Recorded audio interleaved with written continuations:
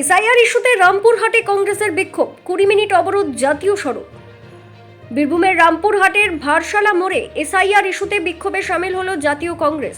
সোমবার 14 নম্বর জাতীয় সড়কের ওপর টায়ার জ্বালিয়ে রাস্তায় বসে পড়েন কংগ্রেস কর্মীরা। এর জেরে কিছু সময়ের জন্য যান চলাচল ব্যাহত হয়। প্রায় 20 মিনিট ধরে চলে এই অবস্থান বিক্ষোভ।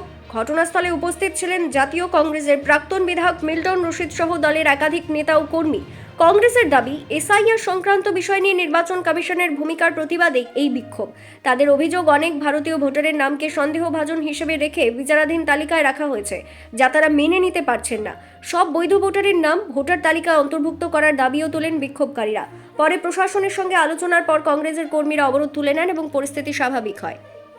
আজকে এসআইআরে সকল বৈধ ভোটারের নাম নেই, তাদেরকে অ্যাডজুডিকেশনে রেখে দেওয়া হয়েছে। যতক্ষণ অ্যাডজুডিকেশন কমপ্লিট না হবে, সকল ভোটারের নাম না উঠবে, ততক্ষণ যেন ভোট না হয়। আর আমরা জ্ঞানেশ কুমারের পদত্যাগ চাইছি।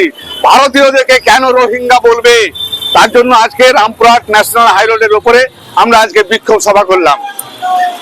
নিয়ে আমার তো মনে হয় কিছু বলা উচিত নয়, এটা সাবজুডিশিয়াল ম্যাটার। মহামান্য সুপ্রিম কোর্ট এটাকে এখন পরিচালনা করছে।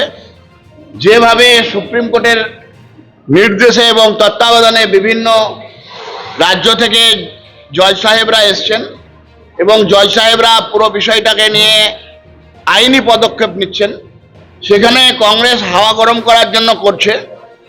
যাই করুক, আমরা নির্বাচন কমিশনারের প্রতি এবং দেশের মহামান্য আদালতের প্রতি ভরসা রাখছি, আস্থা রাখছি। আমরা মনে করছি যে কোনো একজন বৈধ ভোটারের নাম ভোটার তালিকা থেকে বাদ দেওয়া যাবে না কিংবা বাদ দেওয়া যাবে না।